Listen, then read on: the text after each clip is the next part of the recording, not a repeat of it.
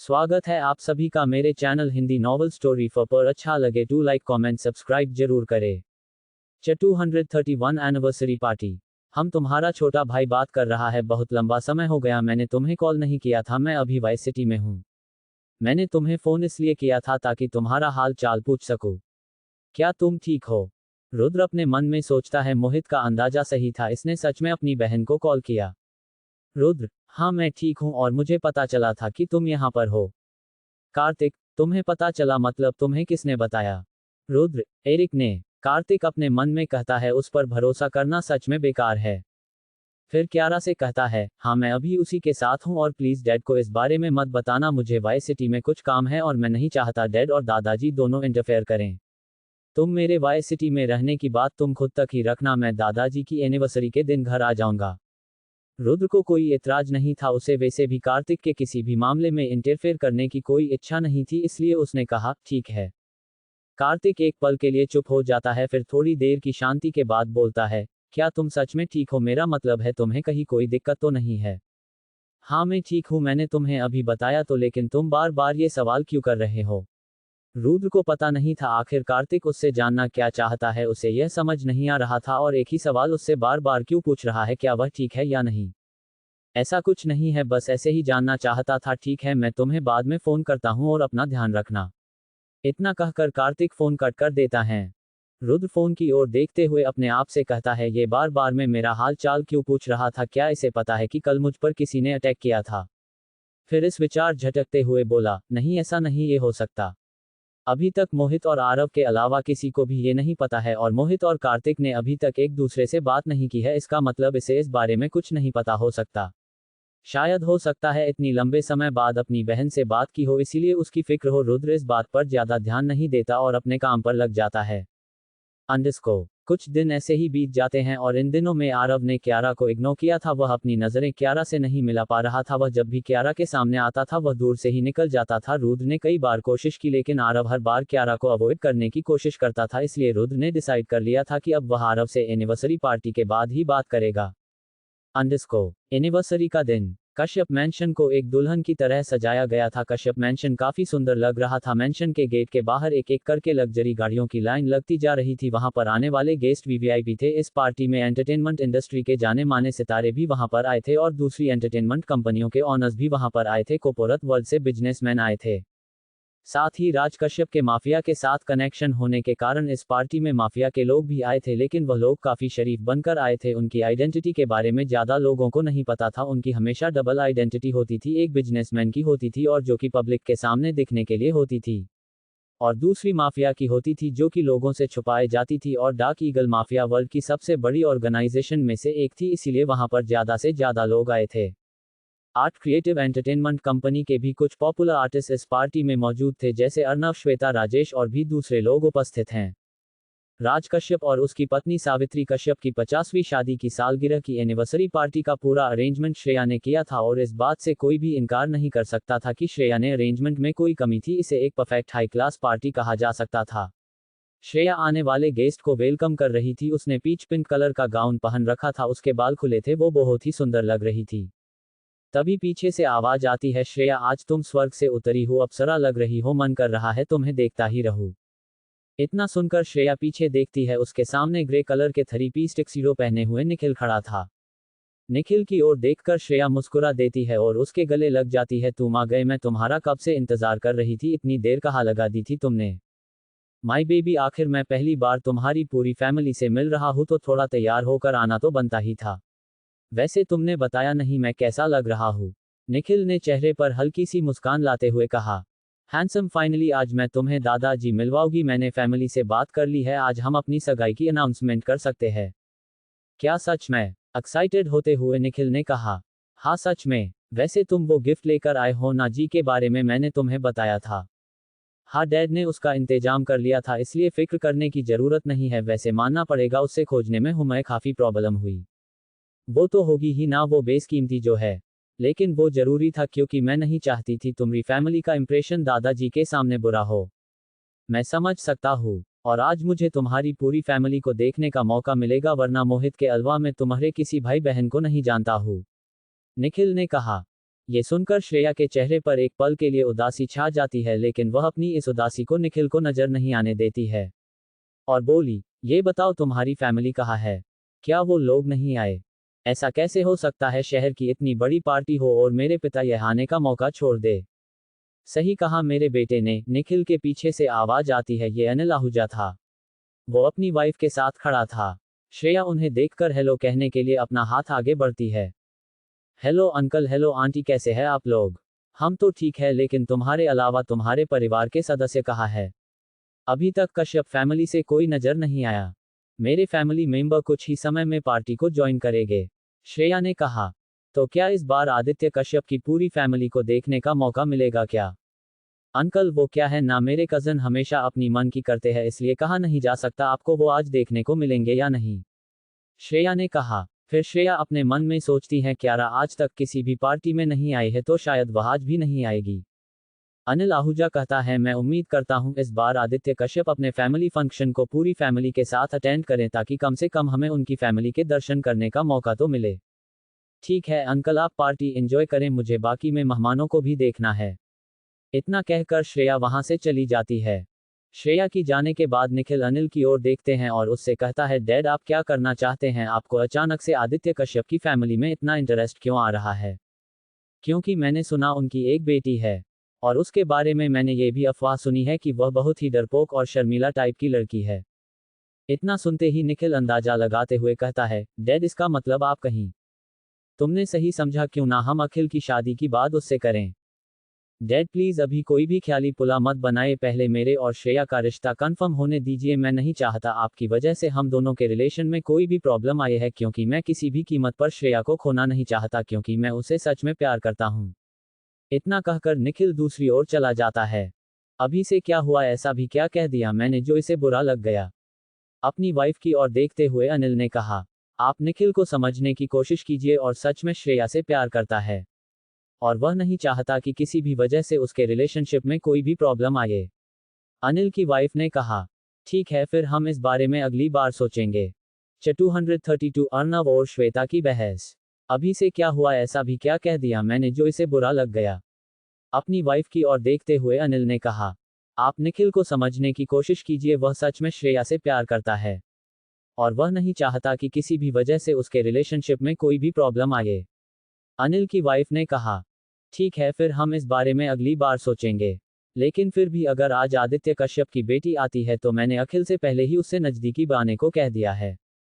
आप भी ना हमेशा प्रॉफिट के बारे में सोचते हैं, अपने बच्चों की फीलिंग्स की तो केयर ही नहीं करते हैं। क्या करे, तुम तो जानती ही हो कंपनी की हालत दिन प्रतिदिन बिगड़ती जा रही है, तो बस उसी को सुधरने की दिन रात कोशिश कर रहा हूँ। योजक चिन्ह। अर्नव इस वक्त राजेश के साथ खड़ा था, उसके हाथ में वाइन थी। वे दोनों एक दूसरे से बातें कर रहे थे। अर्नव ने कहा, पहली बार कश्यप फैमिली ने आर्ट क्रिएटिव के कई आर्टिस्ट को इनवाइट किया। हाँ तू में सही कह, मीडिया को छोड़कर इस पार्टी में इस बड़े बड़े लोगों को शामिल किया गया है। और तुम्हें एक अंदर की बात बताओ, मैंने तो ये तक सुन है आज के गेस्ट में से कुछ गेस्ट का कनेक्शन माफिया के साथ भी है। क्या सच में? अर्नव ने हैरानी भरे एक्सप्रेशन के साथ कहा। राजेश ने कहा, हाँ सच में, तभी तो मीडिया को अंदर आने की परमिशन नहीं है। वैसे मानना पड़ेगा पार्टी को ऑर्गेनाइज अच्छे से किया गया है, मैंने सुना है श्रेया ने ये सब किया है। अर्नव हल्की मुस्कान के साथ बोला, लगता है तुम्हें बहुत सी बातों के बारे में पता है। इस बारे में तुम्हें भी तो खबर होनी चाहिए थी, आखिर श्रेया तुम्हारी मैनेजर जो है। मुझे कैसे पता होगा? तुम्हें क्या लगता है श्रेया अपना हर काम मेरे सिग्नेचर के बाद करती है? और वैसे भी वो मेरी मैनेजर है, मैं उसका नहीं जो मुझे उसके बारे में कुछ पता होगा। अरे यार तुम बुरा क्यों मान रहे हो, मैंने तो इसे ही कहा था। वे दोनों अपनी बातों में बिजी थे और उनके पास एक लड़की आती है जिसने रेड कलर की ड्रेस पहन रखी थी। लड़की ने प्यारी आवाज में कहा, हाय अर्नव कैसे हो, आज एक लंबे समय के बाद तुमसे मुलाकात हुई है। अर्नव ने लड़की की ओर देखा और उसे इग्नोर कर दिया। राजेश ने लड़की से कहा, श्वेता अर्नव यहाँ अकेला नहीं खड़ा, मैं भी इसके साथ हूँ, तुम्हें मुझे भी ग्रीट करना चाहिए। वो लड़की कोई और नहीं श्वेता थी। लेकिन श्वेता राजेश को इग्नोर कर एक बार फिर से अर्नव की ओर देखते हुए बोली, अर्नव तुम मुझे इग्नोर क्यों कर रहे हो? अर्नव श्वेता की ओर तिरछी नजरों से देखते हुए बोला, जब तुम्हें समझ आ चुका है कि मैं तुम्हें इग्नोर कर रहा हूं तो तुम्हें भी मुझसे दूर हो जाना चाहिए। वैसे तुम्हारे अंदर शर्म नाम की चीज है भी या नहीं, क्योंकि इतना सब कुछ होने के बावजूद तुम यहाँ पर आए हो। तुम्हारे अंदर आदित्य सर को फेस करने की हिम्मत अभी भी बची। श्वेता, श्रेया का दिमाग है जो उसने तुम्हें इनविटेशन दिया है। राजेश ने कहा, अर्णव बस भी करो और कितना बोलोगे। श्वेता, अर्णव जो मैंने किया उसकी गलती की माफी मांग ली है मैंने। आदित्य सर और श्रेया दोनों ने ही मुझे माफ कर दिया है तो तुम मुझे वो सब क्यों याद दिला रहे हो। अर्णव ने सार्कास्टिक मुस्कान के साथ कहा, श्वेता माफी गलती की दी जाती है, गुनाह की नहीं। और जो तुमने उस लड़के आर्यन के साथ किया था वो गुनाह था, गलती नहीं। लेकिन मुझे ये बात आज तक समझ नहीं आई, तुम्हारे जैसी लड़की ने अपना गुनाह कैसे मान लिया था। बस एक यही बात थी जिसने मुझे सरप्राइज्ड कर दिया। राजेश ने कहा, तुम ऐसा क्यों कह रहे हो, क्या पता इसे सच में अपनी गलती का एहसास हुआ हो तभी इसने माफी मांगी हो। श्वेता की नजरें झुकी हुई थी, लेकिन मुझे इस पर यकीन नहीं है। उद्धरण। श्वेता ने टॉपिक बदलने की कोशिश करते हुए कहा, अर्णव जो हो गया सो हो गया, मैंने गलती की थी, उसकी माफी भी मांगी और मुझे मिली भी। और तुम भूलो मत, हम दोनों की मैनेजर एक ही है, श्रेया। इसलिए हमें एक दूसरे के दोस्त बन जाना चाहिए। अर्णव ने कहा, श्रेया को बीच में लाने की जरूरत नहीं है क्योंकि वो तुम्हारी भी मैनेजर है, इसीलिए तुम इस वक्त मेरे सामने खड़ी हो। और दूसरी बात, दोस्ती के बारे में तो तुम भूल ही जाओ क्योंकि मैं आर्यन नहीं हूं जो तुम्हारी बातों पर यकीन कर लूं। आज नहीं तो कल मुझे तुम्हारे बारे में पूरी सच्चाई पता चल ही जाएगी। श्वेता, तुम। राजेश ने कहा, बस भी करो, अब बहुत हो गया, हम यहाँ किसी और की पार्टी में खड़े हैं, मेरा नहीं तो काम से काम, इसका तो लिहाज तो करो। और तुम दोनों की ये हरकत श्रेया ने देख ली तो वो तुम्हें यहाँ से बाहर निकाल देगी। अर्णव श्वेता को इग्नोर करके दूसरी ओर देखने लगता है, उसकी नजर किसी पर जाती है, उसे देखकर अर्णव ने कहा, है राजेश, उधर देखो वो कौन है। अर्णव की बात मानकर राजेश उस दिशा की ओर देखने लगता जिस ओर अर्णव ने इशारा किया था और श्वेता भी उस ओर देखने लगती है। श्वेता ने कहा, मैं उसे जानती हूँ, वो एरिक है, फैशन हाउस में देखा है। और तुम भी तो जानते होंगे क्योंकि फैशन हाउस ही हमारे कपड़े डिजाइन करता है। मेरा मतलब है आर्ट क्रिएटिव के सभी आर्टिस्ट के लिए। और ये एक फेमस फैशन डिजाइनर है। अर्णव के चेहरे पर अजीब एक्सप्रेशन छा जाते हैं। वह राजेश की ओर देखते हुए बोला, कश्यप फैमिली ने इसे क्यों इनवाइट किया, क्योंकि ये तो एक मामूली सा डिजाइनर है। राजेश ने कहा, अर्णव वो मामूली नहीं है, तुम्हारे और मेरे कंपैरिजन कहीं गुना इंपॉर्टेंट पर्सन है। एरिक मलिक वैभव मलिक का इकलौता बेटा है। और ये वही वैभव मलिक है जिसके डिजाइन के पीछे दुनिया दीवानी है। वैभव मलिक इटली में रहता है और इसीलिए उसका बेटा ये फैशन हाउस को संभालता है। और मैंने सुना है वैभव मलिक आदित्य कश्यप का कॉलेज का दोस्त भी है, इसलिए इसका इस पार्टी में आना कोई हैरानी वाली बात नहीं है। अर्णव ने कहा, मुझे नहीं पता था ये वैभव मलिक का बेटा है, हमें एक बार इससे मिलना चाहिए। इतना कहकर वह एरिक की ओर बढ़ जाता है। राजेश भी अर्णव के पीछे जाने लगता है। अंडस्को। एरिक बातें करने में बिजी था, उसके चेहरे पर एक मुस्कान थी और हाथ में वाइन का ग्लास था। उसने व्हाइट कलर का 3 पीस पहन रखा था, वह हैंडसम लग रहा था। हेलो मिस्टर एरिक, अर्णव ने एरिक के पीछे से कहा। अपना नाम सुनकर एरिक पीछे देखता है, उसकी नजर अपने सामने खड़े पर्सन पर जाती है। अपना हाथ आगे बढ़ाते हुए एरिक ने कहा, हेलो अर्णव। अर्णव, तो आप मुझे जानते हैं। एरिक, कैसी बातें कर रहे, मैं भी उसी कंपनी से जुड़ा हूँ। जीसस, आप जुड़े हैं, और वैसे भी आप तो एक फेमस स्टार है, पब्लिक पागल है आपके पीछे। तो बहाली इतनी बड़ी हस्ती को पहचाने से मैं कैसे इनकार कर सकता हूँ। अर्णव, थैंक्स, वैसे मैंने भी आपके बारे में और आपके पिता के बारे में सुना है, मैं भी उनके डिजाइन का फैन हूँ। Eric, thanks. अर्णव, मैंने उम्मीद नहीं की थी मुझे आपको यहाँ देखने का मौका मिलेगा। 233 राज कश्यप और सावित्री कश्यप। एरिक, कैसी बातें कर रहे, मैं भी उसी कंपनी से जुड़ा हूँ जिससे आप जुड़े हैं, और वैसे भी आप तो एक फेमस स्टार है, पब्लिक पागल है आपके पीछे। तो भला इतनी बड़ी हस्ती को पहचाने से मैं कैसे इनकार कर सकता हूँ। अर्णव, थैंक्स, वैसे मैंने भी आपके बारे में और आपके पिता के बारे में सुना है, मैं भी उनके डिजाइन का फैन हूँ। Eric, thanks. अर्णव, वैसे मैंने उम्मीद नहीं की थी मुझे आपको यहाँ देखने का मौका मिलेगा। एरिक ने कहा, वैसे मैंने भी सोचा नहीं था मेरी पहली मुलाकात आपसे यहाँ कश्यप फैमिली की पार्टी में होगी। अर्णव, हम, लेकिन मुझे आपके साथ कहीं मिस्टर वैभव मलिक नहीं दिखाई दे रहे। एरिक, वो क्या है ना, डैड को कुछ जरूरी काम था इसलिए वे यहाँ नहीं आ पाए। एरिक अर्णव दोनों कुछ देर तक एक दूसरे से बातें करते हैं। थोड़ी देर बाद एरिक के पीछे से किसी ने उसके कंधे पर हाथ रखा। एरिक हाथ की ओर देखता है, वो मोहित था जिसने ग्रे कलर का 3 पीस पहन रखा था। तुम यहाँ क्या कर रहे हो? एरिक ने कहा। एरिक, क्या तुम भूल गए ये मेरे दादा दादी की एनिवर्सरी की पार्टी है, तो मैं तो तुम्हें यहाँ मिलूंगा ही। मोहित ने कहा। एरिक, मेरे कहने का मतलब ये नहीं था, मैं तो ये कह रहा था तुम्हें अभी अपनी फैमिली के साथ होना चाहिए था। ओ समझ गया, इसे छोड़ो, ये बताओ क्या रहा कहा। मुझे क्या पता, वो तुम्हारी बहन है इसलिए तुम्हें उसके बारे में पता होना चाहिए। वही तो प्रॉब्लम है, उसने मेरा फोन अटेंड नहीं किया, शायद इस बार भी वो पार्टी अटेंड नहीं करेगी। मोहित ने अंदाजा लगते हुए कहा। तुम्हें ऐसा क्यों लगता है? लंबी कहानी है, लेकिन आजकल वो अनप्रेडिक्टेबल काम कर रही, तो क्या पता वो आज पार्टी में भी आए। क्या तुमने उसे ड्रेस भेजी है? हाँ, आदित्य सर का ऑर्डर था, मना कैसे कर सकता था। मोहित और एरिक अपनी बातों में अर्नव और राजेश को तो भूल ही गए थे। अचानक से एरिक की नज़र अर्नव पर चली जाती है। ओ आई एम सॉरी मोहित, तुम्हारे चक्कर में मैं तो इन दोनों को भूल ही गया था। इतना सुनकर मोहित भी अपने सामने नजर करता है। कुछ पल की चुप्पी के बाद बोला, तुम तो द ग्रेट सुपरस्टार अर्नव हो और आप mister Rajesh director. Thanks God, हमें तो लगा आप दोनों ने हमें भूला ही दिया, राजेश ने कहा। एरिक आई एम सॉरी इसके लिए। मोहित ने अर्नव की बातों को बीच में कोट करते हुए कहा, इसकी गलती नहीं थी, वो तो मेरी गलती थी कि मैंने आप दोनों को इग्नोर कर दिया, माफ कीजिएगा मुझे। कोई बात नहीं, हमें बुरा नहीं लगा, अर्नव ने कहा। राजेश, वैसे आप दोनों को देखकर लगता है तुम दोनों बहुत ही अच्छे दोस्त हो, मोहित ने कहा। हम बेस्ट फ्रेंड्स हैं। और वैसे मैंने अभी तक अपना इंट्रो नहीं दिया।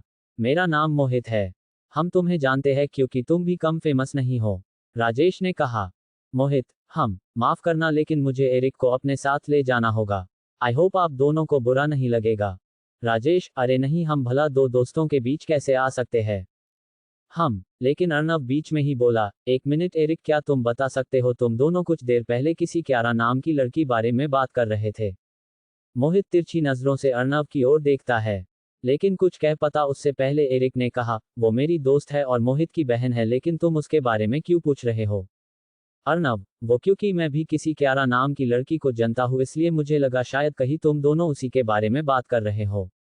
लेकिन अब यकीन हो गया है तुम दोनों उसके बारे में बात नहीं कर रहे हो। और तुम्हें इसका यकीन कैसे हुआ कि तुम जिस क्यारा को जानते हो और हम जिसके बारे में बात कर रहे हो वो अलग है? मोहित ने कहा। क्योंकि मैं जिस क्यारा को जानता हूँ वो अलग इसलिए है क्योंकि वो अमीर नहीं है और ना ही उसका कश्यप फैमिली से कोई रिलेशन है, मोहित ने कहा। तुमने सही कहा, तुम्हारी क्यारा अलग है क्योंकि मेरी बहन को तुमसे कभी कोई काम नहीं पड़ा होगा। तो फिर हम जाते हैं, तुम लोग पार्टी एंजॉय करो। इतना कहकर मोहित एरिक को लेकर चल जाता है। अर्नव वही खड़ा रहता है, उसके चेहरे पर अलग एक्सप्रेशन नजर आ रहे थे। राजेश ने कहा, क्या हुआ, तुम किसी बारे में सोच रहे हो? वह कुछ पल के लिए चुप रहता है, फिर बोला, कुछ नहीं।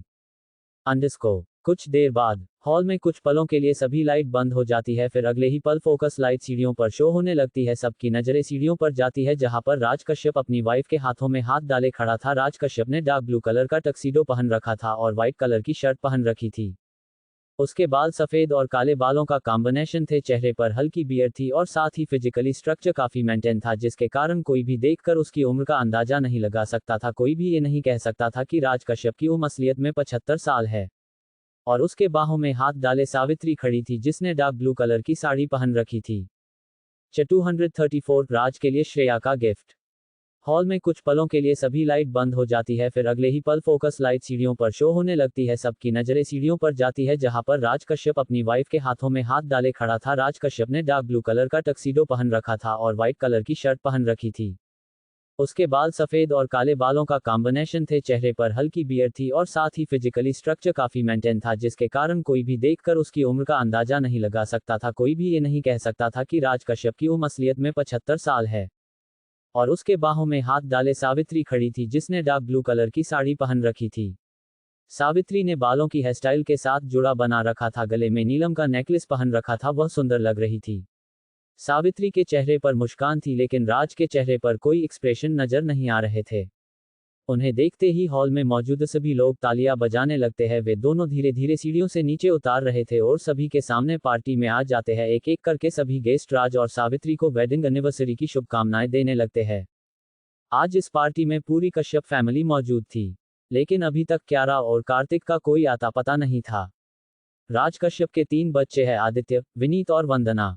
आदित्य और विनीत दोनों ही कश्यप मैंशन में रहते हैं, लेकिन वंदना अपनी फैमिली के साथ फ्रांस में रहती है। वह स्पेशली अपने माता पिता की 50वीं शादी की सालगिरह के लिए वाई सिटी में अपनी फैमिली के साथ आई है।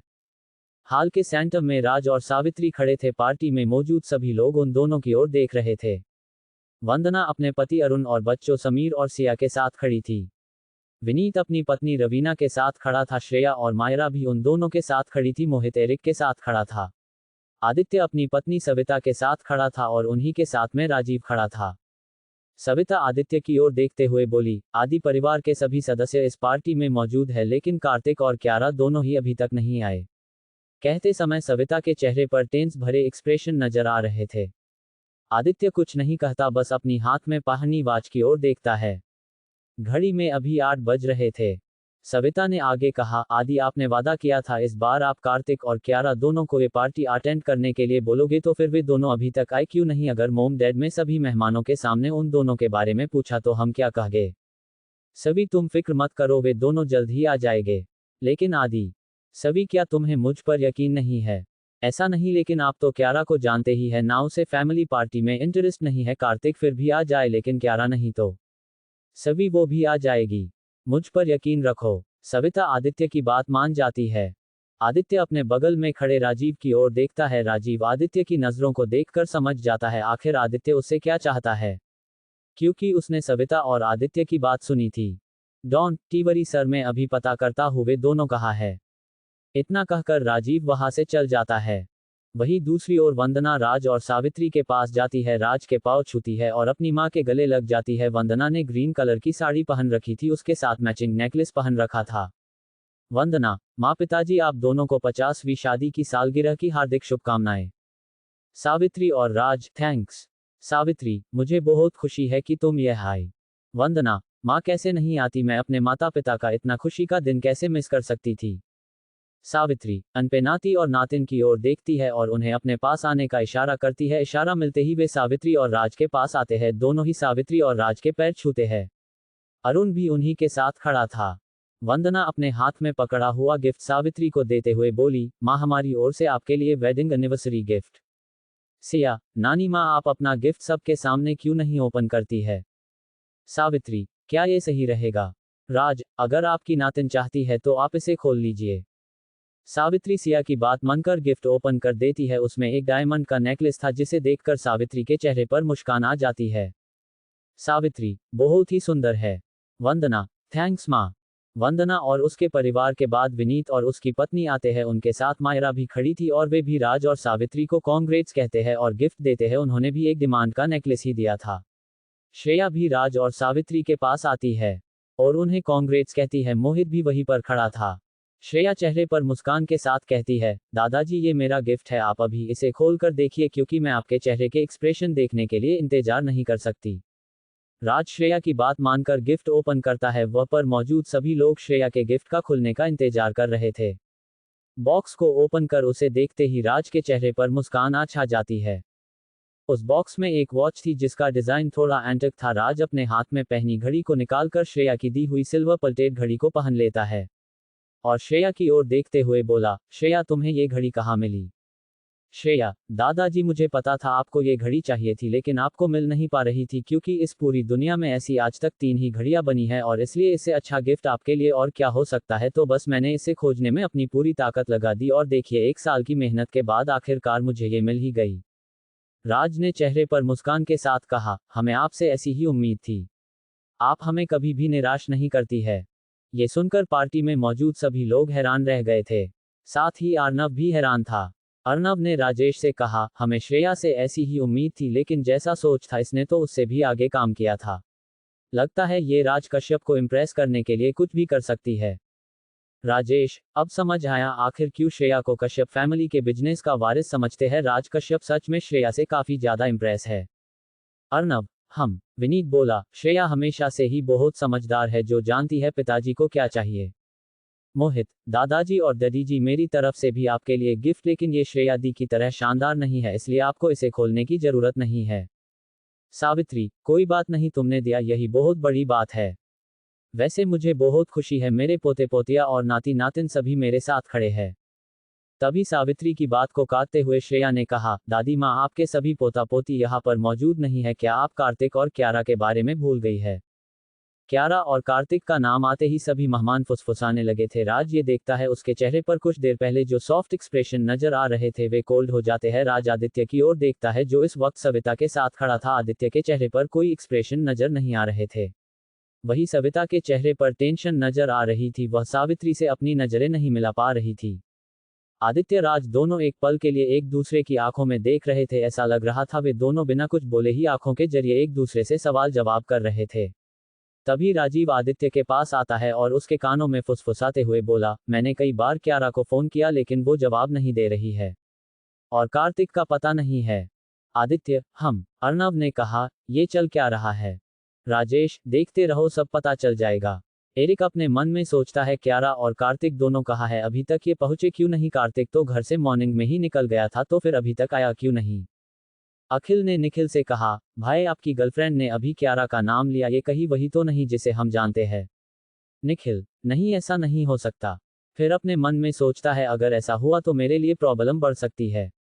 श्रेया ने कहा, लगता है दादाजी दादी माँ क्यारा आज भी पार्टी अटेंड नहीं करेगी और कार्तिक वो तो अभी कंट्री से बाहर है। 235 क्यारा पार्टी में। एरिक अपने मन में सोचता है, क्यारा और कार्तिक दोनों कहाँ है, अभी तक ये पहुंचे क्यों नहीं? कार्तिक तो घर से मॉर्निंग में ही निकल गया था, तो फिर अभी तक आया क्यों नहीं? अखिल ने निखिल से कहा, भाई आपकी गर्लफ्रेंड ने अभी क्यारा का नाम लिया, ये कहीं वही तो नहीं जिसे हम जानते हैं? निखिल, नहीं ऐसा नहीं हो सकता। फिर अपने मन में सोचता है, अगर ऐसा हुआ तो मेरे लिए प्रॉब्लम बढ़ सकती है।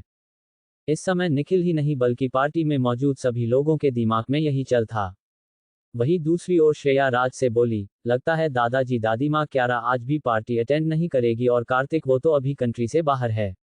लगता है इस बार भी आपको अपना ये खुशी का दिन अपने 2 ग्रैंडचाइल्ड के बिना ही सेलिब्रेट पड़ेगा। विनीत ने श्रेया का साथ देते हुए कहा, वे दोनों ही एक जैसे जिन्हें अपने दादा दादी की खुशी की कोई परवाह नहीं है। आदित्य की ओर देखते हुए विनीत ने कहा, आदित्य भैया आपके दोनों ही बच्चे इस पार्टी में मौजूद क्यों नहीं है? अब रवीना ने भी कहा, बड़े भैया से क्या पूछ रहे, पूछना है तो सविता भाभी से पूछे, आखिर बच्चों के बारे में जानकारी रखना माँ का काम होता है। मोहित ने कहा, मोम डैड और श्रेया दी कुछ भी कहने से पहले ये तो देख लो इस समय हम कहाँ है, सबके सामने ये बातें करना जरूरी है क्या? और क्या पता क्यारा को कोई जरूरी काम आ गया हो इसलिए वह नहीं आ पाए। मायरा ने मुंह बनाते हुए कहा, दादाजी और दादी माँ की शादी की सालगिरह से भी ज्यादा जरूरी है। मोहित, मायरा बस तुम्हारी ही कमी थी। राज ने कहा, बस बहुत हो गया, अब कोई भी इस बारे में बात नहीं करेगा। फिर आदित्य की ओर देखते हुए बोला, आदित्य क्या वो दोनों आ जाने वाले हैं? वंदना ने कहा, अभी तो पार्टी शुरू ही हुई, क्या पता थोड़ी देर में वे दोनों आ जाए, हमें उनका इंतजार करना चाहिए। आदित्य राज के पास आता है और उसके पीछे सविता भी आती है। आदित्य कुछ कहता नहीं है, बस राज की ओर देखते हुए अपनी पलकें झुका देता है, जिसका अर्थ हाँ था। श्रेया अभी चुप नहीं रहती है, उसने आगे कहते हुए कहा, लेकिन क्यारा। लेकिन श्रेया आगे कुछ भी कह पाती उससे पहले ही किसी ने कहा, पार्टी को एंजॉय करने की जगह पर आप सब मेरे बारे में बातें क्यों कर रहे हैं? पार्टी में मौजूद सभी लोग उस शख्स की ओर देखते हैं, सैम कोई और नहीं क्यारा ही थी। सबकी नजरें क्यारा पर जाकर टिक जाती है। मेहमानों में मौजूद सभी लोग अलग अलग बातें कर रहे थे। एरिक के चेहरे पर मुस्कान थी, वह अपने मन में सोचता है, थैंक्स गॉड ये आ गई। अर्णव के चेहरे पर हैरानी भरे एक्सप्रेशन नजर आ रहे थे, ये लड़की यहाँ क्या कर रही है? इसका मतलब ये कश्यप फैमिली से ही यही आदित्य कश्यप की बेटी है।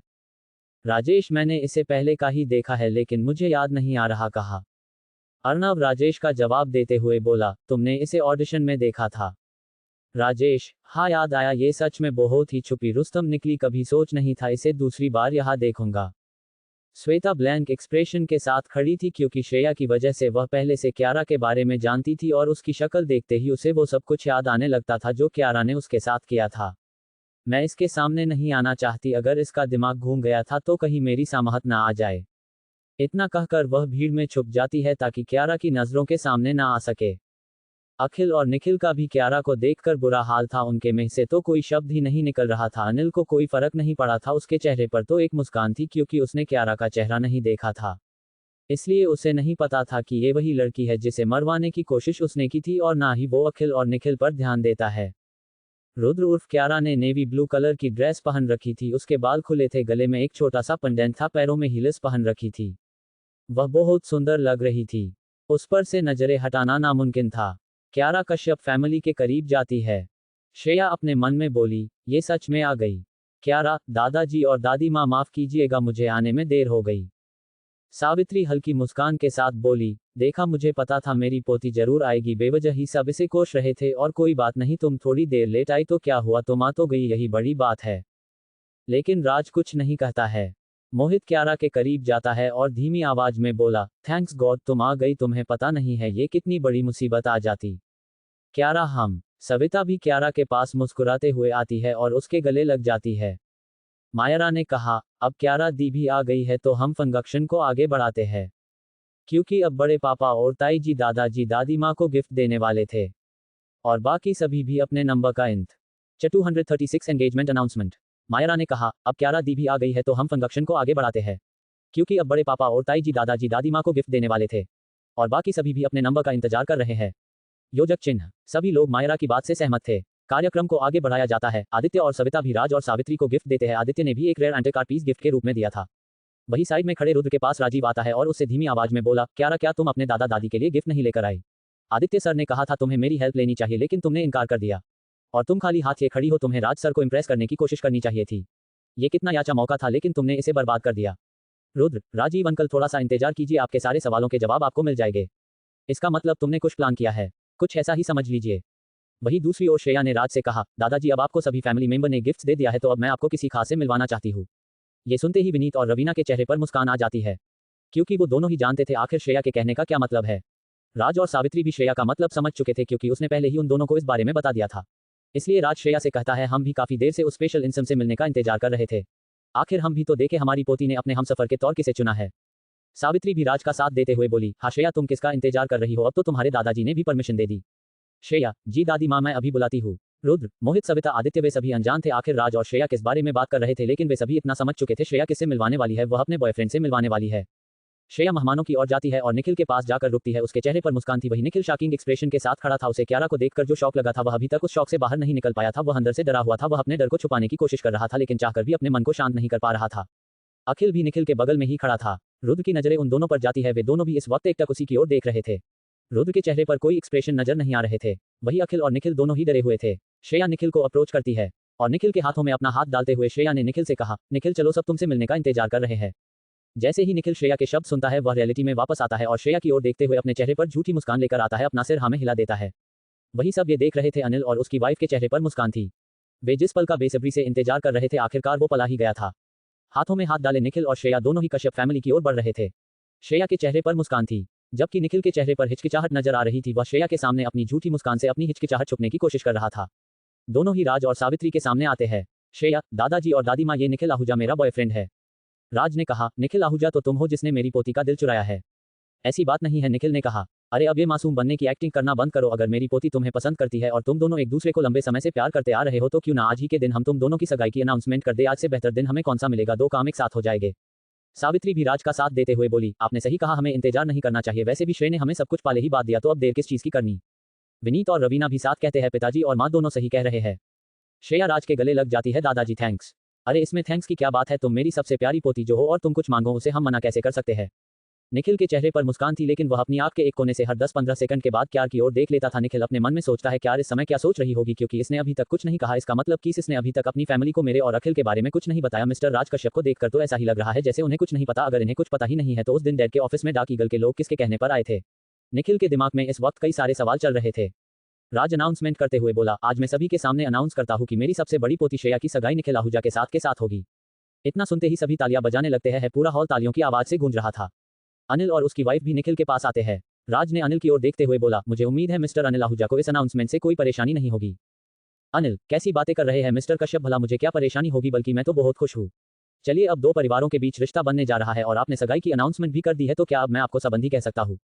राज, हाँ क्यों नहीं। इस खुशियों के पल में दोनों लोग थे जिनके मन में एक अलग सी खलबली मच रही थी। निखिल और अखिल दोनों की नजरें क्यारा पर ही टिकी हुई थी। वह काफी नॉर्मल लग रही थी, जैसे उसे किसी चीज का कोई फर्क नहीं पड़ रहा और यही चीज उन दोनों को परेशान कर रही थी। अनिल ने कहा, मिस्टर कश्यप आपके लिए हमारी आहूजा फैमिली की ओर से एक उपहार है, उम्मीद है आपको पसंद आएगा। अनिल इतना ही कहता है कि तभी एक आदमी वहां पर आता है और एक आदमी वहां पर आता है जिसके हाथों में कुछ था।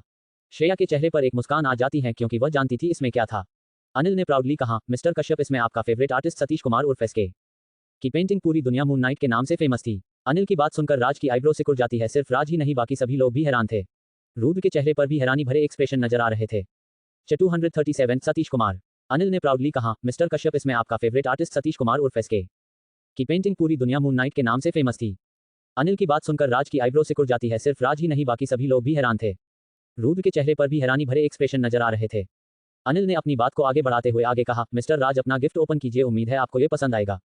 राज ने कहा, मुझे हैरानी है तुम्हें ये पेंटिंग सतीश कुमार ने बेच कैसे दी। पूरी दुनिया ये जानती है कि सतीश कुमार अपनी सबसे फेमस पेंटिंग मून नाइट कभी किसी को नहीं बेचना चाहते थे, भले ही इसकी कितनी भी कीमत दी जाए। तो ये तुम्हें कैसे मिल गई, और अगर मिल गई है तो क्या ये असली भी है या नहीं। सतीश कुमार कोई मामूली आर्टिस्ट नहीं था, वह एक वर्ल्ड वाइड फेमस आर्टिस्ट था। उसका आर्टवर्क पूरी दुनिया में ऊंचे दामों पर बिकती थी। सतीश कुमार ने अपनी एक एग्जीबिशन में अपनी सबसे अच्छी पेंटिंग मून नाइट को शो किया था, लेकिन दुनिया के सामने उस पेंटिंग को किसी रीजन से बेचने से मना कर दिया था, जबकि सब उसकी मुंहमांगी कीमत देने को तैयार थे और राज कश्यप भी उन्हीं में से एक था। लेकिन फिर भी सतीश कुमार ने उस पेंटिंग को बेचने से मन कर दिया था। अनिल ने आगे कहा, मिस्टर कश्यप, इस दुनिया में ऐसी कोई चीज नहीं है जिसे हम पैसों से ना खरीद सके, बस उसकी कीमत सही लगानी चाहिए, और ये बात आपसे बेहतर और कौन समझ सकता है। राज कुछ कह नहीं रहा था, लेकिन उसके चेहरे पर अभी शंकाएं नजर आ रही थी, जैसे मानो उसे अभी तक अनिल की बातों पर भरोसा नहीं हो रहा था। आदित्य राज के चेहरे के एक्सप्रेशन देखकर समझ चुका था कि वह अभी क्या सोच रहा है, क्योंकि वह अपनी पिता की रग रग से वाकिफ था। रुद्र भी बिना कुछ कहे ये सब सुन रहा था। श्रेया भी कहीं ना कहीं राज की शंका समझ गई थी। श्रेया ने कहा, दादाजी आप एक बार इस पेंटिंग को खोलकर क्यों नहीं देख लेते, आपके दिल में उड़ने वाले सारे सवालों के जवाब मिल जाएंगे। शायद तुम सही कह रही हो। राज वकर को पेंटिंग खोलने का इशारा करता है। इशारा पाते हुए ही वकर पेंटिंग को ओपन करता है। सभी की नजरें उस पेंटिंग पर थी, क्योंकि एग्जीबिशन के बाद दोबारा किसी ने वो पेंटिंग नहीं देखी थी, और पार्टी में 90% लोग ऐसे थे जिन्होंने कभी भी उस पेंटिंग को नहीं देखा था, इसलिए सभी बेसब्री से पेंटिंग को देखने की इच्छा थी। पेंटिंग ओपन हो जाती है, सबकी नजरें उस पर टिक जाती है। वह पेंटिंग बहुत सुंदर थी। पेंटिंग का नाम मूनलाइट इसलिए था क्योंकि पेंटिंग में एक लड़की चांद की ओर देख रही थी। चांद की रोशनी के कारण लड़की की स्किन चमक रही थी, लेकिन लड़की की आंखों में उदासी नजर आ रही थी, जैसे मानो उसकी आंखें बहुत कुछ कहना चाहती हो। वो पेंटिंग बहुत ही सुंदर थी, उस पर से अपनी नजरें हटाना नामुमकिन था। अनिल ने कहा, अब आप ही बताएं मिस्टर राज, पेंटिंग को देखने के बाद आप क्या कहना चाहेंगे। चेहरे पर प्राउडली मुस्कान के साथ अनिल ने कहा। वह राज से अपनी तारीफ की उम्मीद कर रहा था। राज पेंटिंग के करीब जाता है और पेंटिंग को गौर से देखता है। वह उसे छूता है, कुछ देर तक उसी की ओर देखता रहता है। कुछ देर बाद राज ने पेंटिंग की ओर देखते हुए बोला, इसे देखकर लगता है जैसे मानो ये असली हो। अनिल ने कहा, ये आप क्या कह रहे हो, असली जैसी हो, ये असली ही है। हाँ तुमने सही कहा, इस पर मिस्टर सतीश कुमार के सिग्नेचर भी है। जिसने भी ये पेंटिंग बनाई है वो इंसान सच में काबिले तारीफ है। इस पेंटिंग की कीमत असली से कम है, लेकिन किसी भी नॉर्मल पेंटिंग से तो ज्यादा ही है। अनिल और बाकी सभी लोग ये सुनकर हैरान रह जाते हैं। अनिल ने कहा, मिस्टर कसियाप आप ये क्या कह रहे, कुछ समझ नहीं आ रहा है। वही जो तुमने और बाकी सभी लोगों ने सुना। अगर तुम्हें अभी भी समझ नहीं आया तो सुनो, ये वो असली पेंटिंग नहीं है। भले ही मैंने उसे एक बार देखा था, लेकिन उसे देखने के बाद मैं असली और नकली दोनों में फर्क कर सकता हूँ। राज ने अनिल की ओर तिरछी नजरों से देखते हुए कहा। अनिल और निखिल के चेहरे का रंग उठ जाता है, उन्हें विश्वास नहीं हो रहा था राज ने जो कहा क्या वो सच है। श्रेया का भी यही हाल था। पार्टी में फुसफुसाहट शुरू हो जाती है। श्रेया ने कहा, नहीं दादाजी ऐसा नहीं हो सकता, ये नकली नहीं है, मैंने खुद इसे चेक किया था, ये नकली कैसे हो सकती है। घबराते हुए कहा। राज श्रेया की ओर देखते हुए बोला, अगर तुमने खुद इसे चेक किया है तो तुम्हें आर्ट की समझ और डबल करने की जरूरत है। ये सुनते ही श्रेया चुप हो जाती है, क्योंकि वह जानती थी उसके दादा कभी भी इस मामले में गलत नहीं हो सकते थे। समझ गई दादाजी, श्रेया ने कहा। अनिल मानने को तैयार नहीं था कि ये पेंटिंग फेक थी। अनिल, मिस्टर कश्यप ऐसा नहीं हो सकता, आप इतने दावे से कैसे कह सकते हैं कि ये पेंटिंग फेक है। आप जानते नहीं है मैंने इस पेंटिंग को कितनी भारी कीमत पर खरीद है। अगर ऐसा है तो मुझे ये कहते हुए ये बहुत दुख हो रहा है, आपने जितनी भी भारी कीमत इस पेंटिंग की दी है वो बेकार हो गई, क्योंकि ये पेंटिंग जितनी भी अच्छी क्यों ना हो ये फेक ही कहलाएगी, और तुम इससे इनकार नहीं कर सकते हैं। अनिल के पैरों तले जैसे मानो जमीन ही खिसक गई हो। राज ने आगे कहा, कोई बात नहीं, इस बात से कुछ देर पहले जुड़े हमारे रिश्ते पर कोई प्रभाव नहीं पड़ेगा। तभी एक आवाज आती है, मानना पड़ेगा राज कश्यप कोई मामूली चीज नहीं है, उन्हें सच में असली आर्ट की परख है। 238 रियल मून नाइट। अगर ऐसा है तो मुझे ये कहते हुए ये बहुत दुख हो रहा है, आपने जितनी भी भारी कीमत इस पेंटिंग की दी है वो बेकार हो गई, क्योंकि ये पेंटिंग जितनी भी अच्छी क्यों ना हो ये फेक ही कहलाएगी, और तुम इससे इनकार नहीं कर सकते हैं। राज ने बड़े ही सख्त लहजे से अपने शब्द कहे। ये सुनने के बाद अनिल को इतना बड़ा झटका लगा था जैसे मानो अनिल के पैरों तले जमीन ही खिसक गई हो, क्योंकि उस पार्टी में मौजूद हर एक इंसान जानता था कि राज इस मामले में गलत नहीं हो सकता, इसीलिए राज की पूरी फैमिली ने इसमें कोई इंटरफेयर नहीं किया। किसी ने भी राज के शब्दों के अगेंस्ट एक भी शब्द नहीं कहा, क्योंकि उन्हें पता था कि राज गलत नहीं है। राज ने अनिल की हालत देखते हुए उससे कहा, कोई बात नहीं, आपकी इस गलती की वजह से कुछ देर पहले जुड़े हमारे रिश्ते पर कोई प्रभाव नहीं पड़ेगा, और रही इस पेंटिंग की बात तो माफ कीजिएगा, मैं इसे नहीं रख सकता, क्योंकि राज कश्यप कभी भी नकली चीजें अपने घर में नहीं रखता है। अनिल के लिए राज के शब्द उसके गाल पर एक तमाचा की तरह थे। तभी एक आवाज आती है, मानना पड़ेगा राज कश्यप कोई मामूली चीज नहीं है, उन्हें सच में असली आर्ट की परख है।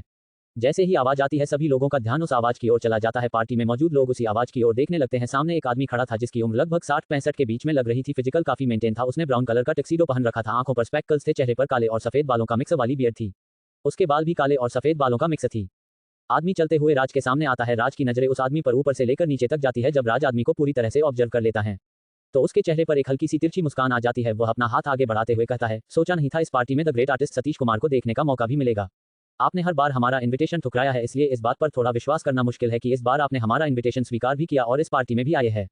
राज की बातें सुनकर सभी लोग हैरान रह जाते हैं, क्योंकि सभी ने आज तक सतीश कुमार को देखा नहीं था। सतीश कुमार का नाम भले ही इस दुनिया के सबसे फेमस आर्टिस्ट में से एक हो, लेकिन फिर भी उसे मीडिया पब्लिक के सामने आना बिल्कुल पसंद नहीं था, क्योंकि वह एक ऐसा इंसान है जो हमेशा अकेले में रहकर अपने काम से काम रखता है। वह अपना ज्यादातर समय पेंटिंग बनाने में और प्रकृति को निहारने में ही गुजार देता है, इसलिए वह कभी भी किसी पार्टी में नहीं जाता था और ना ही कभी मीडिया के सामने आता था, और इसी वजह सभी लोगों ने उसका चेहरा तक नहीं देखा था। ऐसे बहुत ही कम लोग थे जो उसे कभी मिल पाए थे।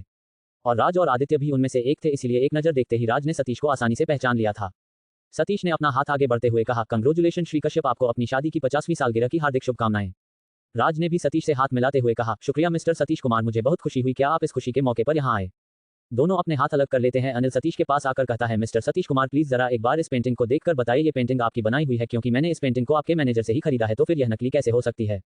सतीश अनिल की ओर देखते हुए बोला, ये साबित करने के लिए कि यह पेंटिंग नकली है या असली इसे मुझे देखने की जरूरत नहीं है। मिस्टर राज कश्यप ने पहले ही इसे देखकर सभी को बता दिया है कि पेंटिंग नकली है, ये पेंटिंग मेरी बनाई हुई नहीं है, तो भला इसे दोबारा देखकर क्या फायदा होगा अनिल आहूजा। लेकिन इस पेंटिंग को आपके मैनेजर ने बेचा है, उसके बारे में आप क्या कहना चाहेंगे। माफ कीजिएगा मिस्टर अनिल आहूजा, मेरे मैनेजर की वजह से आपको इतनी शर्मिंदगी का सामना करना पड़ा, उसकी इस हरकत की वजह से मैंने उसे जॉब से निकाल दिया है। उसने ऐसी हरकत इसलिए की क्योंकि वह जानता था कि मैं अपनी इस पेंटिंग को कभी किसी को नहीं बेचूंगा। आप तो जानते हैं इंसान पैसों के लिए कुछ भी कर सकता है। इसका मतलब आप कहना चाहते हैं कि मुझे किसी ने बेवकूफ बनाया, आप कुछ ऐसा समझ सकते हैं। सतीश ने बिना किसी एक्सप्रेशन के कहा।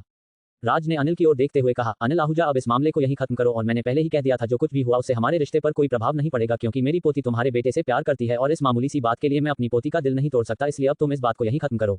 अनिल के पास और कोई ऑप्शन नहीं था, क्योंकि अब तो राज के साथ में सतीश ने भी कह दिया था कि यह पेंटिंग नकली है, इसलिए वह अपने कदमों को पीछे कर लेता है और चुप हो जाता है। निखिल की नजरें भी झुकी हुई थी, वह भी श्रेया का सामना नहीं कर पा रहा था क्योंकि उसे बुरा लग रहा था। उसने कभी भी सोचा नहीं था ऐसा कुछ भी हो सकता है।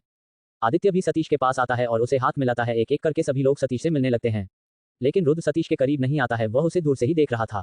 राज ये नोटिस कर लेता, लेकिन वह क्यारा को इस समय सतीश के सामने कुछ भी नहीं कहना चाहता था, इसलिए वह चुप रहता है। सतीश ने कहा, मिस्टर कश्यप, मेरी तरफ से आपके लिए एक उपहार है। राज ने कहा, उपहार? उसकी क्या जरूरत है, आप इस पार्टी में आए, यही मेरे लिए बहुत बड़ी बात है। कैसी बातें कर रहे हैं मिस्टर कश्यप, इतने बड़े आदमी की पार्टी में बिना किसी उपहार के कैसे आ सकता था। सतीश इतना कहता ही है कि उसके सामने दो वर्कर आते हैं जिसके हाथ में एक गिफ्ट था। उस गिफ्ट को देखने के बाद सभी लोग ये समझ गए थे कि इसमें जरूर सतीश कुमार की कोई एक पेंटिंग होगी। सतीश राज को पेंटिंग का कवर हटाने के लिए कहता है। सतीश की बात मानकर राज पेंटिंग का कवर हटा देता है। वह पेंटिंग कोई और नहीं, मूनलाइट ही थी, जिसकी वजह से कुछ देर पहले इतना बखेड़ा खड़ा हो गया था। लेकिन ये देखकर सभी लोग हैरान थे, क्योंकि सतीश कुमार ने पहले इस पेंटिंग को किसी को भी बड़ी से बड़ी कीमत पर भी बेचने के लिए मना कर दिया था। अब वही इंसान अपनी सबसे फेवरेट पेंटिंग को आखिर कैसे किसी को गिफ्ट में दे सकता है, ये बात हजम करने वाली नहीं थी। सतीश की इस हरकत की वजह से एक बार फिर से पार्टी के अंदर गॉसिप शुरू हो जाती है। राज और आदित्य के साथ पूरी कश्यप फैमिली भी इसी बात से हैरान थी कि आखिर क्यों सतीश कुमार अपनी इस पेंटिंग को राज को गिफ्ट के रूप में दे रहे हैं। राज ने कहा, सतीश कुमार ये तो आपकी, लेकिन राज आगे कुछ कह पाता उससे पहले ही सतीश उसके शब्दों को पूरा करते हुए कहता है, हमारी सबसे बेहतरीन कारीगरी मून नाइट, इसे हम आज आपकी शादी की सालगिरह के उपहार के रूप में आपको भेंट में देते हैं। लेकिन आप तो इसे किसी को नहीं देना चाहते थे, फिर अचानक आज आप इसे मुझे उपहार के रूप में क्यों दे रहे हैं। राज ने सतीश की ओर सवालिया नजरों से देखते हुए कहा, सही कहा, हम इसे कभी बेचना नहीं चाहते थे, इसीलिए मैं इसे भेंट के रूप में दे रहा हूं, और आपको भेंट के रूप में देने की वजह आपकी पोती है, सतीश ने कहा। और सतीश ने जैसे ही पोती शब्द का यूज किया, सभी की नजरें श्रेया की ओर मुड़ जाती है, यहां तक कि राज भी श्रेया को ही देख रहा था। राज के चेहरे पर एक हल्की सी मुस्कान आ जाती है, जबकि श्रेया के चेहरे पर हैरानी भरे एक्सप्रेशन नजर आ रहे थे। उसे समझ नहीं आ रहा था आखिर सतीश कुमार ने उसका नाम क्यों लिया। 239 मिसअंडरस्टैंडिंग। सही कहा, हम इसे कभी भी बेचना नहीं चाहते थे, इसीलिए मैं इसे भेंट के रूप में दे रहा हूं, और आपको भेंट के रूप में देने की वजह आपकी पोती है, सतीश ने कहा। और सतीश ने जैसे ही पोती शब्द का यूज किया, सभी की नजरें श्रेया की ओर मुड़ जाती है, यहां तक कि राज भी श्रेया को ही देख रहा था। राज के चेहरे पर एक हल्की सी मुस्कान आ जाती है, जबकि श्रेया के चेहरे पर हैरानी भरे एक्सप्रेशन नजर आ रहे थे। उसे समझ नहीं आ रहा था आखिर सतीश कुमार ने उसका नाम क्यों लिया, क्योंकि सतीश कुमार और उसकी कोई कन्वर्सेशन हुई नहीं थी, और जब उनकी कन्वर्सेशन हुई नहीं तो वह कैसे उसे इस पार्टी में आने के लिए मना सकती है। लेकिन इतना कंफ्यूजन होने के बावजूद भी श्रेया ने कुछ नहीं कहा। राज ने कहा, इसका मतलब आप यहाँ पर सिर्फ मेरी पोती के कहने पर आए हैं।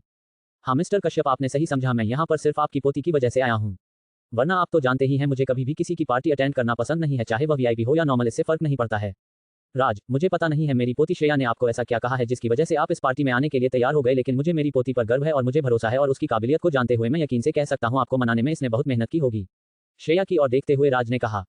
राज श्रेया को प्राउड भरी नजरों से देख रहा था। सतीश के माथे पर शिकन पड़ जाती है, वह कुछ कहना चाहता था, लेकिन उसके कुछ भी कहने से पहले ही विनीत ने कहा, श्रेया, तुमने हमें बताया क्यों नहीं कि तुमने मिस्टर सतीश कुमार को यहाँ पर आने के लिए इनवाइट किया है। इसका मतलब सतीश कुमार खुद ये पेंटिंग डेट के लिए यहाँ पर लाने वाले थे। तुम्हें ये बात पहले ही मिस्टर अनिल आहूजा और अपने बॉयफ्रेंड को बता देनी चाहिए थी, उन्हें बेवजह ही तकलीफ हुई, लेकिन जो भी हो मुझे तुम पर फक्र है, तुमने यहाँ पर सतीश कुमार को आने के लिए मना लिया, ये देखकर डैड को बहुत खुशी हुई है। श्रेया कुछ नहीं कहती है, बस एक हल्की सी मुस्कान दे देती है। सावित्री भी चुप नहीं रहती है, वह भी श्रेया की तारीफ करते हुए बोली, मेरी पोती हजारों में एक है, हजारों में नहीं लाखों में एक है, वह अपना हर एक काम बहुत ही बखूबी से करती है। जरा इस पार्टी को देखो, उसने हमारी 50वीं शादी की सालगिरह को यादगार मनाने में कोई भी कमी नहीं छोड़ी है। यहाँ तक कि उसे पता था उसके दादाजी के फेवरेट आर्टिस्ट सतीश कुमार है, इसीलिए उसने अपने दादाजी की खुशी के लिए सतीश कुमार को भी इस पार्टी में आने के लिए मना लिया। सतीश ने बीच में रोकते हुए कहा, I am sorry mister Kashyap, मुझे लगता है आप और आपकी पूरी फैमिली मेरे कहने का मतलब गलत समझ रही है। सतीश के शब्द सुनकर सबके चेहरे पर कंफ्यूजन भरे एक्सप्रेशन आ जाते हैं। राज सतीश की ओर देखते हुए बोला, क्या मतलब है आपका सतीश? आप ही ने तो कुछ देर पहले कहा कि मेरी पोती ने आपको यहाँ पर आने के लिए कन्विंस किया है, तो मेरी फैमिली इसमें गलत क्या समझ रही है? इतना सुनने के बाद श्रेया के चेहरे पर एक घबराहट नजर आने लगती है। वह दादाजी, श्रेया ने कहा, लेकिन राज ने अपना हाथ दिखाते हुए श्रेया को आगे कुछ भी कहने से रोक दिया। श्रेया, एक मिनट, मुझे इस समय सतीश कुमार के बात पूरी सुननी है क्योंकि मुझे उनके शब्दों का मतलब समझ नहीं आया। आखिर यह कहना क्या चाहते हैं? मिस्टर कश्यप, माफ कीजिएगा, सच में मुझे लगता है आपको और आपकी पूरी फैमिली को कोई गलती हो गई है। मुझे नहीं पता था कि आपके असल में कितने ग्रैंडचाइल्ड है, इसलिए जब मैंने पोती शब्द कहा तो आपने और आपके पूरे फैमिली ने अपनी दूसरी पोती के बारे में समझ लिया, जबकि मैं आपकी पोती श्रेया की बात नहीं कर रहा था, बल्कि मैं तो आपकी पोती की क्यारा की बात कर रहा था। क्यारा की ओर देखते हुए सतीश ने कहा। सतीश के इतना कहते ही सबकी नजरें क्यारा पर टिक जाती है। राज, आदित्य, अनिल, विनीत, मोहित, सावित्री सभी क्यारा को देख रहे थे, जबकि क्यारा के चेहरे पर कोई एक्सप्रेशन नजर नहीं आ रहे थे। वह बहुत ही शांत भाव से खड़ी थी, जैसे मानो उसे इस बात की आशंका पहले से ही थी। यह उसके लिए कोई अचानक से क्रिएट हुई कोई सिचुएशन नहीं थी जिसकी वजह से उसके चेहरे पर कोई घबराहट नजर आए।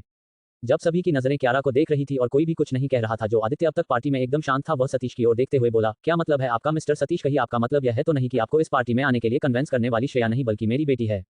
आदित्य की ओर देखते हुए सतीश ने तिरछी मुस्कान के साथ कहा, क्यारा आपकी बेटी है? आदित्य, मुझे पता नहीं था यह आपकी बेटी है, अब मुझे समझ आया। आखिर ये लड़की इतनी काबिल क्यों है? यह आपकी बेटी है तो पिता का खून रंग तो लाएगा ही, और आप ऐसे कह सकते हैं कि इसने मुझे कन्वेंस किया। सतीश सबकी नजरों को नोटिस कर लेता है, वह समझ जाता है कि यहाँ पर मौजूद सभी लोग क्यों हैरान थे। उसने कहा, सबको इतना हैरान होने की जरूरत नहीं है, मैं बताता हूँ आखिर हुआ क्या था। मिस्टर कश्यप, आपकी पोती मेरे पास आई थी, वह आपकी शादी की सालगिरह को यादगार मनाने के लिए आपको एक उपहार देना चाहती थी। उसने मुझे बताया कि आपको मेरी पेंटिंग मून नाइट बहुत पसंद है और आप सच्चे आर्टिस्ट की कदर भी करते हैं, और ये चीज़ तो मैंने कुछ देर पहले ही देख ली है और इसी की कुछ बातों की वजह से कन्वेंस होकर मैंने ये पेंटिंग इसे देना सही समझा, लेकिन मैं कभी भी अपनी इस पेंटिंग को बेचना नहीं चाहता था, इसीलिए मैं खुद यहाँ पर आकर आपको इसे एक उपहार के रूप में दे रहा हूँ। मुझे उम्मीद है आप इसकी कदर करेंगे। आदित्य ने कहा, और सिर्फ इसके इतना कहने पर आप अपनी वो पेंटिंग डैड को देने के लिए तैयार हो गए जिसे आप किसी भी कीमत पर बेचना नहीं चाहते थे? ये बहुत ही हैरानी वाली बात है मिस्टर सतीश। सतीश ने शांत लहजे से कहा, वो क्या है ना आदित्य, तुम्हारी बेटी जैसे लोगों से बहुत ही कम लोग इस दुनिया में होते हैं। आदित्य क्यारा की ओर देखता है जिसके चेहरे पर कोई एक्सप्रेशन नजर नहीं आ रहे थे। सतीश के इतना कुछ कहने के बाद पूरी पार्टी में अब क्यारा के बारे में ही बातें होने लगी थी। कुछ लोग उसकी तारीफ कर रहे थे और कुछ लोग इस बारे में डिस्कस कर रहे थे कि आदित्य कश्यप की बेटी पहले कभी भी क्यों किसी भी पार्टी का हिस्सा क्यों नहीं बनती थी। मोहित, सविता, राजीव, सावित्री और वंदना के फैमिली मेंबर क्यारा के लिए बहुत ही खुश थे, जबकि श्रेया, विनीत, उसकी वाइफ रवीना, अनिल, अखिल क्यारा को गुस्सा जलन भरी नजरों से देख रहे थे, लेकिन वे सभी चाहकर भी इस वक्त क्यारा से कुछ नहीं कह सकते थे। URL 240 कार्तिक कश्यप। सतीश के इतना कुछ कहने के बाद पूरी पार्टी में अब क्यारा के बारे में ही बातें होने लगी थी। कुछ लोग उसकी तारीफ कर रहे थे और कुछ लोग इस बारे में डिस्कस कर रहे थे कि आदित्य कश्यप की बेटी पहले कभी भी क्यों किसी भी पार्टी का हिस्सा क्यों नहीं बनती थी। मोहित, सविता, राजीव, सावित्री और वंदना के फैमिली मेंबर क्यारा के लिए बहुत ही खुश थे, जबकि श्रेया, विनीत, उसकी वाइफ रवीना, अनिल, अखिल क्यारा को गुस्सा जलन भरी नजरों से देख रहे थे, लेकिन वे सभी चाहकर भी इस वक्त क्यारा से कुछ नहीं कह सकते थे। राज ने कहा, क्यारा हमारे पास आओ। रुद्र राज की बात मानकर उसके पास जाता है। राज ने कहा, हमने सोचा नहीं था आप अपने दादाजी से इतना प्यार करती है, सिर्फ हमारी खुशी के लिए आप इतनी मेहनत करेगी। आज आपने जो भी किया उस पर हमें फक्र है। सावित्री भी इस बात से अग्री करती है। उसी वक्त किसी ने कहा, अगर दादाजी आपको सच में मेरी बहन पर इतना ही फक्र है तो आप अपनी दूसरी पोती की खुशी के लिए अपनी पोती के दिल को ठेस कैसे पहुंचा सकते हैं? जैसी ही आवाज आती है सभी लोगों का ध्यान उस व्यक्ति की ओर चल जाता है। वो व्यक्ति कोई और नहीं कार्तिक ही था, जिसने ऊपर से लेकर नीचे ब्लैक कपड़े पहने थे, साथ में बलट शूज पहन रखे थे। वह काफी हैंडसम लग रहा था, उसका एक अलग ही ऑरा था जिसे पार्टी में मौजूद सभी लोग महसूस कर सकते थे। अर्नव कार्तिक को देखकर राजेश से कहता है, अब ये कौन है और इस पार्टी में हो क्या रहा है? एक मैटर खत्म होता नहीं है फिर कोई आ जाता है, क्या ये लोग एक साथ नहीं आ सकते? लेकिन नहीं, इन्हें तो एक एक करके आना है। राजेश ने कहा, पता नहीं ये कौन है, इसे कभी देखा नहीं। अर्नव, हो सकता है ये भी कश्यप फैमिली में से एक हो। राजेश, लेकिन इसे कभी भी कश्यप फैमिली के साथ नहीं देखा है, तो फिर ये उनकी फैमिली का हिस्सा कैसे हो सकता है? अर्नव, क्या तुम्हें उस लड़की के बारे में पता था कि वह आदित्य कश्यप की बेटी है? उसी तरह से क्या पता ये भी आदित्य कश्यप का बेटा हो? वैसे भी इसने राज कश्यप को दादाजी कहा है। राजेश, हाँ ये हो सकता है, क्योंकि मैंने सुना था आदित्य कश्यप का बेटा अब्रॉड में अपनी स्टडी करता है। उसका नाम क्या था याद नहीं आ रहा। फिर अगले ही पल बोला, हाँ याद आया, कार्तिक कश्यप। तो ये है कार्तिक कश्यप। काफी हैंडसम है और सिर्फ हैंडसम ही नहीं, इसका ऑरा भी काफी अत्तर करीबे लगता है। इसे तो मूवीज में काम करना चाहिए। अगर ये मूवीज में काम करना शुरू कर दे तो यकीन है ये बहुत ही जल्द तुम्हारी जगह ले लेगा। तिरछी मुस्कान के साथ राजेश ने कहा। अर्नव को राजेश की ये बात कहीं ना कहीं अच्छी नहीं लगती है। उसने कहा, सीरियसली तुम्हें ये हीरो जैसा लगता है? मुझे तो ये किसी माफिया की फीलिंग दिला रहा है। राजेश, अर्नव, उसने ब्लैक पहन है, इसका मतलब ये नहीं कि तुम उसे माफिया कहो यार। वो कितना हैंडसम है और तुम उसे किसी विलन से कंपेयर कर रहे हो। सामने देखो, शायद कुछ इंटरेस्टिंग होने वाला है। अर्नव ने कहा, क्योंकि वो अब और कार्तिक की तारीफ नहीं सुन सकता था। वह कह नहीं रहा था, लेकिन कहीं ना कहीं उसे बुरा लग रहा था। योजक चिन्ह। कार्तिक राज के करीब आता है। वह एक पल के लिए राज की आंखों में देखता है। उसके चेहरे पर कोई भाव नजर नहीं आ रहे थे। राज भी कार्तिक को बिना पलक झपकाए देख रहा था, लेकिन कार्तिक अगले ही पल राज को इग्नोर करते हुए सावित्री की ओर मुड़ जाता है। सावित्री की ओर देखते हुए कार्तिक के होठों पर एक हल्की सी मुस्कान आ जाती है। कार्तिक को देखकर एक पल के लिए ऐसा लगता है जैसे मानो उसका डार्क ऑरा गायब हो गया हो। कार्तिक सावित्री के गले लग जाता है। सावित्री गले लगते हुए कार्तिक ने कहा, दादी माँ, आपको 50वीं शादी की सालगिरह की हार्दिक शुभकामनाएं। उद्धरण चिन्ह। सावित्री कार्तिक को अपने आप से दूर करती है, फिर कार्तिक के कान पकड़ लेती है। दर्द के मारे चिल्लाते हुए कार्तिक बोला, दादी माँ ये क्या कर रही? प्लीज मेरा कान छोड़ो, मुझे दर्द हो रहा है। सावित्री ने कहा, दर्द हो रहा है? तुम्हें दर्द हो इसीलिए तुम्हारे कान पकड़े हैं? तुम्हें शर्म नहीं आती? अपने दादा दादी की शादी की सालगिरह पर सबसे लेटा रहे हो। तुम्हें अंदाज भी है मैं कब से तुम्हारा इंतजार कर रही थी। मुझे लगने लगा था तुम आने वाले ही नहीं हो। अब गुनाह किया है तो इसकी सजा तो मिलनी चाहिए ना। कार्तिक फिर बोला, लेकिन दादी माँ अगर आपको मुझे सजा ही देनी है तो पार्टी के बाद दे दीजिएगा, लेकिन अभी तो मेरा कान छोड़ो, सब देख रहे हैं आपकी वजह से मेरी सबके सामने मेरी इमेज खराब हो रही है, प्लीज मेरा कान छोड़ दीजिए। वह पर मौजूद सभी लोग कार्तिक की हालत को देखकर मन ही मन हंस रहे थे, क्योंकि उन्होंने सोचा नहीं था जिस लड़के ने सभी के सामने स्टाइल से एंट्री मारी थी वो अब अपनी दादी के हाथ सजा ले रहा है। पार्टी का ख्याल रखते हुए सावित्री कार्तिक का कान छोड़ देती है। अब तुम्हारा कान तो छोड़ दिया, लेकिन अब ये बताओ तुम लेट कैसे आए। कार्तिक के आने की वजह से सतीश पीछे हट जाता है, क्योंकि वह फैमिली रियूनियन में इंटरफेयर नहीं करना चाहता था। कार्तिक ने कहा, दादी माँ प्लीज माफ कर दो, थोड़ी देर हो गई थी। वैसे भी मुझे अपनी एंजल के लिए अच्छे से तैयार जो होना था, बताओ मैं कैसा लग रहा हूँ। मेरा पोता हमेशा से ही हैंडसम लगता है, दुनिया का कोई भी हीरो मेरे पोते की बराबरी नहीं कर सकते हैं, सावित्री ने कहा। कार्तिक मुस्कुरा दिया। मायरा ने कहा, इतने लंबे समय बाद ये दादी पोते एक दूसरे से मिले हैं और मिलते ही अपना ड्रामा शुरू कर दिया और हम सबको सस्पेंस में डाल रखा है। आखिर कुछ देर पहले कार्तिक भैया के कहने का मतलब क्या था? अगर आप दोनों का ड्रामा खत्म हो गया हो तो क्या आप अब सस्पेंस को खत्म कर सकते हैं? कार्तिक चेहरे पर मुस्कान के साथ मायरा की ओर देखते हुए उसने कहा, ओ तुम भी इस पार्टी में हो, अगर तुमने कुछ कहा नहीं होता तो शायद मैं तुम्हें नोटिस ही नहीं करता। मायरा घूरती नजरों से कार्तिक की ओर देखते हुए बोली, तुम लंबे समय बाद मिले लेकिन तुम्हारे अंदर अभी भी कोई बदलाव नहीं आया है, बल्कि तुम पहले से भी ज्यादा एरोगेंट हो गए हो। कार्तिक ने सरकास्टिक मुस्कान के साथ कहा, कॉम्प्लीमेंट के लिए शुक्रिया। वहीं दूसरी ओर रुद्र की नजरें कार्तिक की हर हरकत को बखूबी नोटिस कर रही थी। राज ने कहा, कार्तिक बहुत हो गया, अब ये बताओ तुम क्या कहना चाहते थे। To be continued. Subscribe my channel, like comment share.